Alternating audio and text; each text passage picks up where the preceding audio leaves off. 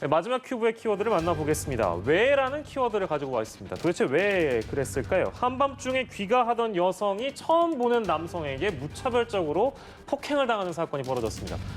CCTV가 공개됐는데요. 남성이 갑자기 목을 낚아채고 건물 주차장으로 끌고 가는 장면이 담겼습니다. 피해자가 간신히 빠져나와서 도로로 도망을 쳤습니다만 폭행은 이어져서 충격을 주고 있는데요. 이 사건 마지막으로 좀 짧게 만나보도록 하겠습니다.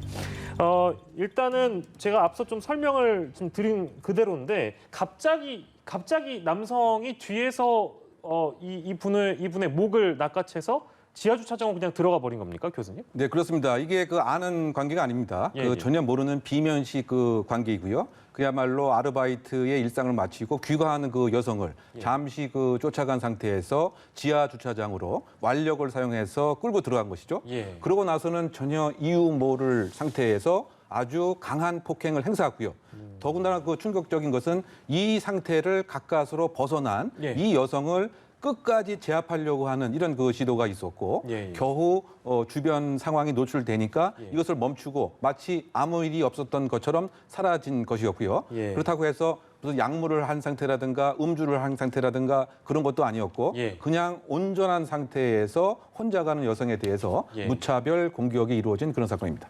굉장히 큰 충격을 이 피해자분께서 받으셨을 것 같고 뭐 신체적 피해, 정신적 피해 굉장히 큰 걸로 알려지고 있습니까? 어떻습니까? 네, 그렇습니다. 친구가 공개한 사진을 봐도 목 등에 아주 심한 상처가 있고요. 사실관계에 의하면 그야말로 격투기에서 사용하는 그런 안마 공격이라고 우리가 얘기를 하네요. 그런 것처럼 목을 심하게 졸랐고 뿐만이 아니고 눈을 심하게 공격을 해서 눈을 제대로 못 뜨는 이런 상태였다. 더군다나 이와 같은 내용 때문에 정신적 충격이 상당히 지금 심한 거죠. 이른바 외상 후 스트레스성 장애 같은 증상도 있을 것 같고요.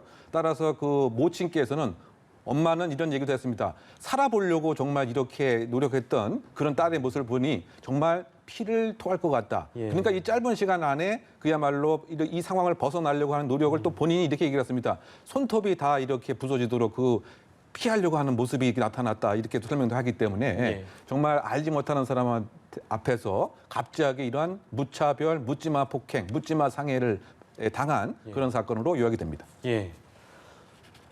정말 아찔한 순간이었다고 생각이 드는 게 지금 피해자 측에 따르면 이 남성이 경찰에 잡히자 했던 말이 죽이려고 끌고 갔다는 겁니다. 근데 이 남성은 어떤 혐의를 받아서 구속이 됐는가? 상해 혐의입니다. 죽이려고 끌고 갔다라고 얘기를 했기 때문에 상해 혐의가 아니라 살인 미수 혐의가 적용될 가능성은 혹시 없습니까, 변호사님? 네, 충분히 있다라고 생각을 합니다. 물론 이제 폭행, 상해, 살인 미수 이 세 가지가 현상으로 드러났을 때는 구분이 잘 안 가는 경우도 있습니다. 왜냐하면 상해와 살인의 결국은 이 행위뿐만 아니라 살인 미수 같은 경우에는 특히나요. 여기에 관한 고의, 내심의 의사가 무엇인지가 중요하기 때문이거든요. 다만 이제 지금 이 사안들을 종합적으로 봤을 때는 살인 미수가 종합돼 결론이 기소가 될 가능성도 상당히 높다라고 생각을 합니다.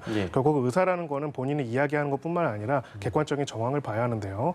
그러려면 이제 폭행과 상해의 정도와 강도 그리고 만약에 시민들이 발견해서 제지를 못했다면은 그 이후에 어느 정도 강도의 폭행이 벌어질 것인지 그럴 경우에는 결국 피해자가 사망에도 이를 수 있다는 상황 그것을 인식하고 애견할 수 있었고 당사자가 그 전후에 말했던 언동들도 거기에 중요한 참고 자료가 됩니다. 그런 점으로 봤을 때 저 정도로 가혹한 폭행, 가혹한 상해 행위가 계속 이루어졌다면은 살인의 고의가 있었다라고 볼 가능성도 상당히 있습니다.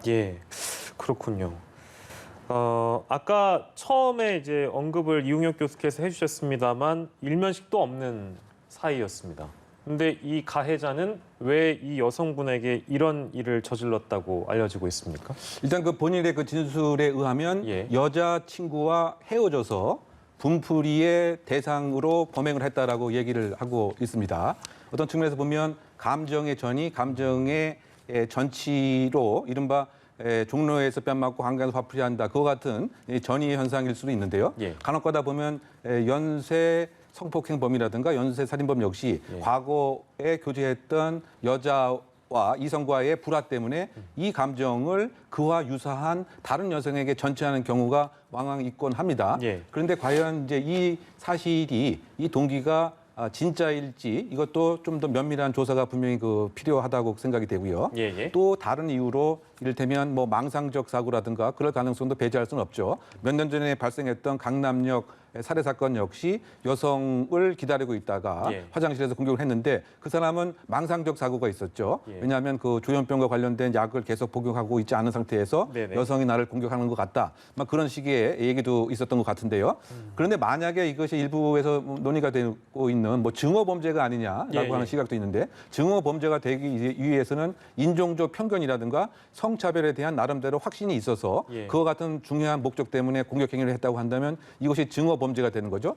지금 뭐 미국 등에서 아시아인을 향한 범죄, 그것도 증오 범죄입니다. 특별한 면식 관계가 없이 그것은 분명한 동기가 파악이 돼야 될 것 같은데 지금 일단 알려진 바에 의하면 자신의 이성 문제 때문에 이성 문제에 대한 화풀이로서 일면식이 없는 공격 행위를 하겠다. 큰 틀에서 보게 되면 묻지마 범죄의 한 요소로 평가할 수가 있다고 생각됩니다. 묻지마 범죄의 한 요소로 평가되어야 된다.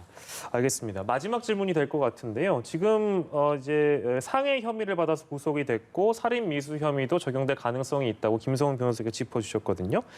아직은 좀 이를 수도 있겠습니다만 처벌을 우리가 예상해 본다면 어느 정도의 처벌을 이 가해자는 받을 거라고 예상해 봐야 될까요?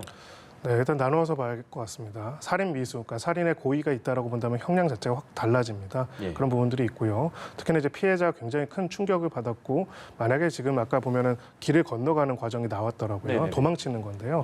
사실 저런 가혹한 폭행이나 성폭행 시도 등을 당하다가 피하기 위해서 길을 건너다가 사망한 사례들도 굉장히 있었습니다. 정말 더 큰 이제 정말 목숨을 잃을 수도 있었던 위험성이 있는 거겠죠. 이런 점들을 종합적으로 고려해봤을 때는 이제 10년 이상의 징역형까지도 가능할 수 있다. 처단형으로서. 가능할 수도 있다라고 보여지고요. 여기에 대해서는 이제 아까 교수님께서 말씀하셨듯이 어떤 개인의 어떤 건강적인 정신적인 이력이나 이런 부분들을 주장을 하면서 심신미약 등을 주장할 가능성도 배제할 수는 없습니다. 예, 알겠습니다. 예상까지 저희가 좀 해봤고요. 오늘 세 가지 사건 함께 두 분과 함께했습니다. 건국대 경찰학과 이웅혁 교수, 김성훈 변호사와 이 시간 함께했습니다. 고생하셨습니다. 감사합니다.